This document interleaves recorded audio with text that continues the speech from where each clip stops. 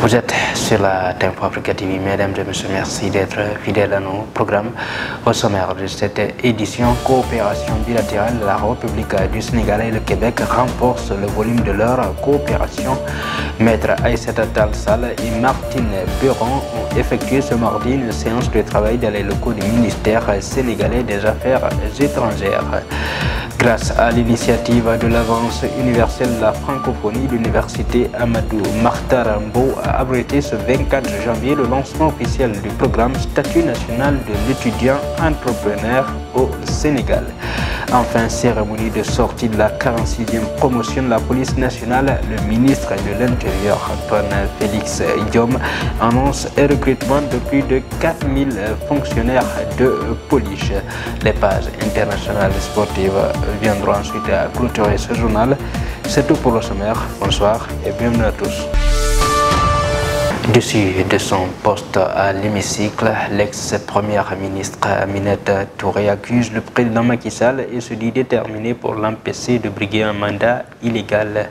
Je viens d'apprendre mon exclusion de l'Assemblée nationale par le président Macky Sall en totale violation de la loi.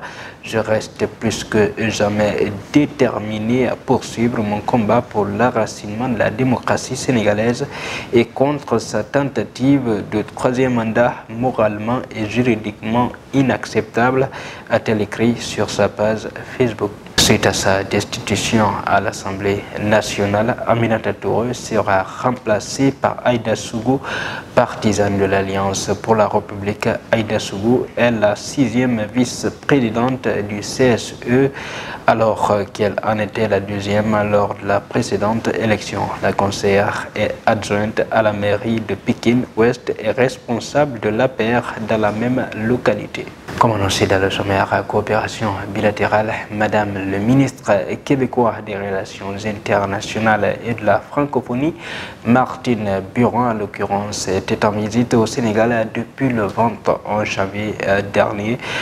Elle a effectué une séance de travail ce mardi avec Maître Aïssata Tall Sall, ministre sénégalais des Affaires étrangères, un entretien qui a abouti à des conventions diplomatiques.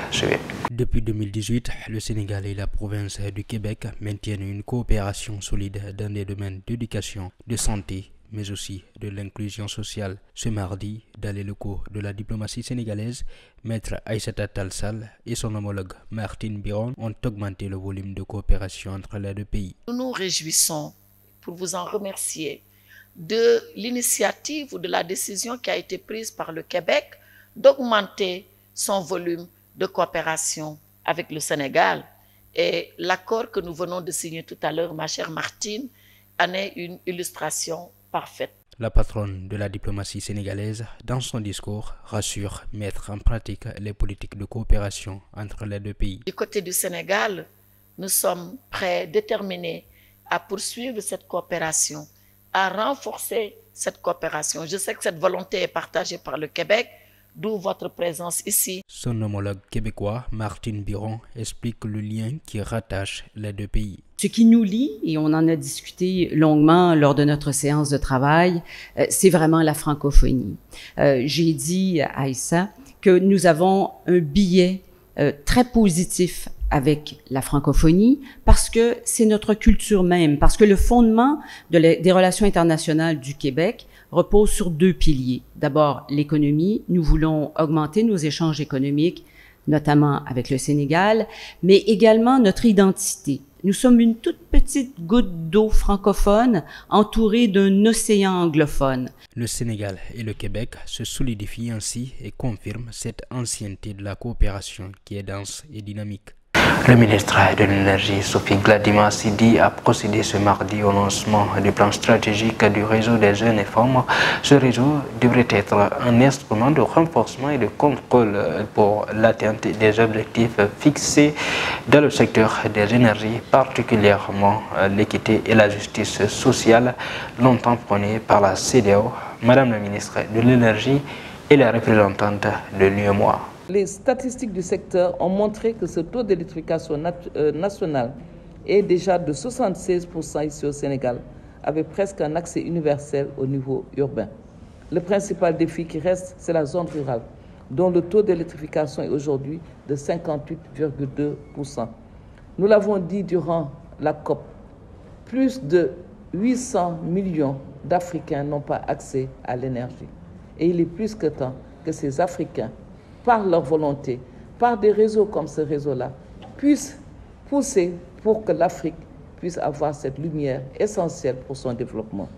C'est pour cela que cette initiative du REGEP vient à son heure pour accompagner ce secteur dans sa recherche pour le développement de nouvelles technologies et d'accès équitable des hommes et des femmes aux services énergétiques. En application de la politique énergétique commune, la Commission a adopté ce que nous appelons une initiative régionale pour l'énergie durable afin de travailler aussi bien sur les énergies fossiles que sur les énergies renouvelables et assurer quand même une couverture universelle en termes d'énergie. Et ce que nous visons à l'horizon 2030, c'est que l'ensemble des citoyens de l'UEMOA puissent accéder à une énergie à bas prix au sein d'un vaste marché donc, et que nous puissions produire une énergie propre qui s'appuie non seulement sur les partenariats publics et privés, mais aussi sur les jeunes et des femmes qui joueraient un rôle déterminant.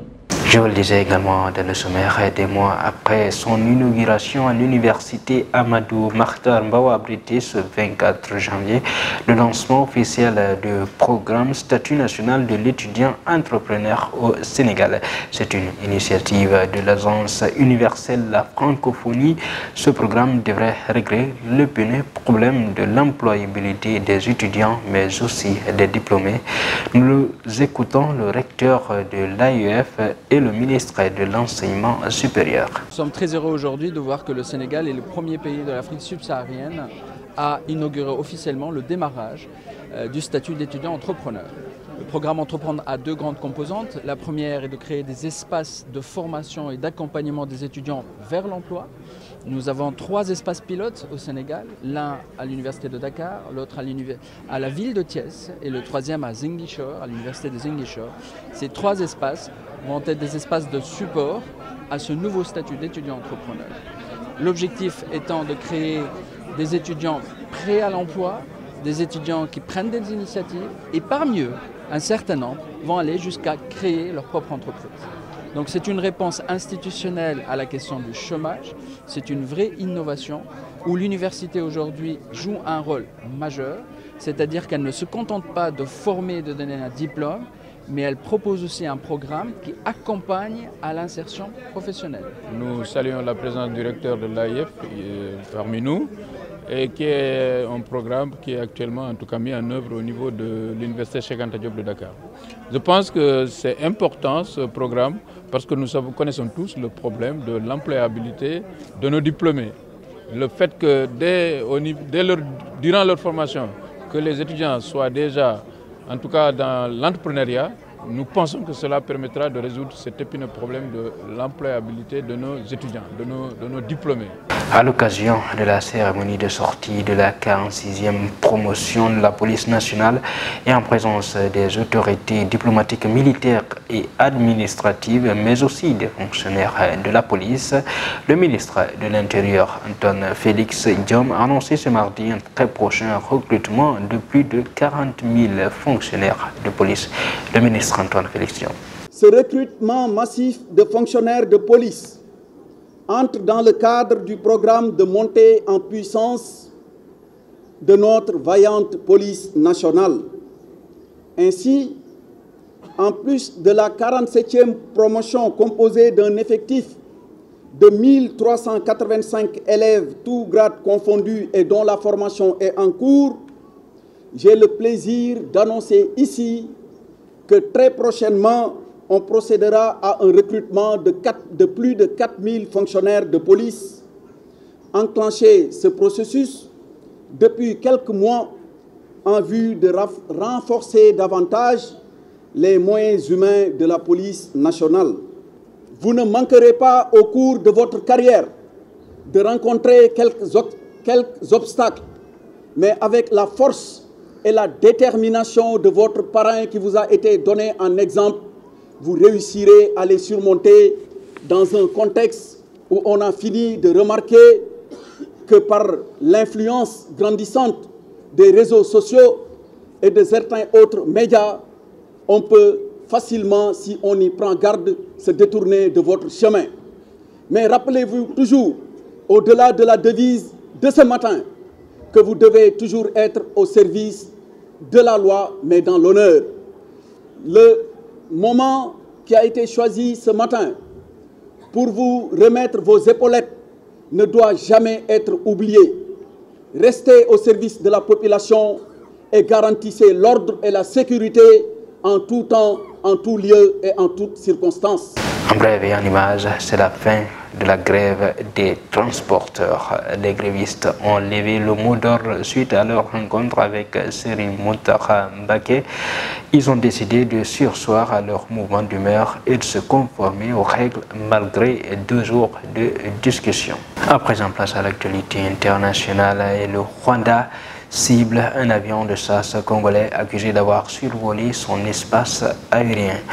En France, contre la réforme des retraites, la NUPES et le Rassemblement national déposent une motion référendaire. Enfin, l'Allemagne donne le feu vert à la livraison des chars Léopard à l'Ukraine. Yaharagé. Démarrons l'actualité internationale, c'est juste un peu après 17h ce mardi qu'un avion d'attaque de l'armée congolaise a, selon le gouvernement rwandais, violé son espace aérien dans le district de Rubavu, frontalier de la ville de Goma. De son côté, Kinshasa rejette toutes les accusations de survol de l'espace aérien rwandais. Le gouvernement congolais parle d'une énième attaque du Rwanda et d'une action délibérée d'agression qui équivaut à un acte de guerre. Le Rwanda avait déjà en novembre et en décembre dernier accusé à 2 reprises des autorités congolaises d'avoir violé son espace aérien, dénonçant les actes de provocation sans monnaie de réponse militaire. Les députés NUPES et RN ont dénoncé mardi 24 janvier le dépôt de demandes de référendum par la réforme des retraites, l'une d'elles devant être examinée le 6 février au cours d'envoi de débat à l'Assemblée nationale dans 2 semaines. Au moins pour les oppositions de couper court en rejetant d'emblée le texte, des demandes visent à suspendre l'examen d'un texte afin de soumettre à un référendum. Enfin, pour terminer, l'Allemagne va envoyer des chars d'assaut Léopard 2 à l'Ukraine et accepte qu'ils soient réexportés à Kiev pour des pays partenaires, ce qu'a annoncé mercredi le porte-parole du gouvernement allemand Stefan Ebestret. L'objectif de la création rapide de 2 bataillons de chars Léopard 2 pour Ukraine. Berlin fournira dans un premier temps 14 Léopard 2 puisés dans ses stocks, précise le communiqué. C'était tout pour l'actualité internationale. Place à l'actualité sportive et tournoi une fois pour démarrer. Les Lions affronteront la Guinée-Bissau en demi-finale. Championnat d'Afrique des Nations 2022, le vice-président de la Fédération mauritanienne est décédé en Algérie hier mardi. Mercato pour terminer, Nicolas Jackson à Bournemouth pour 23 millions d'euros hors bonus. Visite médicale ce mercredi. Démarrons l'actualité sportive. L'équipe nationale du Sénégal sait de quoi s'en tenir pour la suite du tournoi IFOA A alors qu'elles n'ont pas disputé leur dernier match de phase de groupe ce mercredi contre la Sierra Leone. Les Lions ont déjà validé leur qualification pour les demi-finales après avoir battu la Guinée 4-0 puis la Gambie 4-1. Il était donc désormais question de savoir face à quel adversaire se frotter dans la carrette d'as. À l'arrivée, ce sera la Guinée-Bissau qui a terminé 2e du groupe A. Dernier, le Cap-Vert, pays hôte et devant la Mauritanie. La rencontre se jouera vendredi 27 janvier à 16h GMT au stade Marcelo Leitão. Victorieuse 1-0 du Mali pour son dernier match de la phase de groupe du championnat d'Afrique des Nations et qualifiée pour les quarts de finale en tant qu'adversaire du Sénégal. La sélection mauritanienne a vu ses célébration prendre une tournure terrible de dramatique. En effet, le vice-président de la Fédération de football de la République islamique Mauritanie, Pape Amgar Dian, est décédé quelques heures après le succès des Mourabitoun, a confirmé la FFRIM. Il était également président de la Liga nationale de football de la Mauritanie. Enfin, pour terminer, actuel 17e du championnat d'anglais, Bournemouth a remporté la bataille pour la signature du prometteur attaquant sénégalais Nicolas Jackson, alors que Southampton était annoncé favori dans ce dossier. Les Caris ont été plus promptes dans les négociations et ont réussi à convaincre la petite de Villarreal. Selon Fabrizio Romano, qui confirme la signature prochaine de Jackson à Bournemouth, la visite médicale du Sénégalais est prévue le mercredi alors que les documents du deal sont prêts. Les différentes parties sont tombées d'accord autour du montant de 23 millions d'euros et 2,5 millions d'euros de bonus. Nicolas Jackson est attendu en Angleterre dans les prochaines heures. C'était tout pour l'actualité sportive. Merci Yahara pour ces détails. Mesdames et messieurs, voilà qui m'a fait à cette édition d'information. Tout le plaisir a été pour moi de vous servir. Restez en compagnie des programmes de la Tempo Africa TV, le meilleur.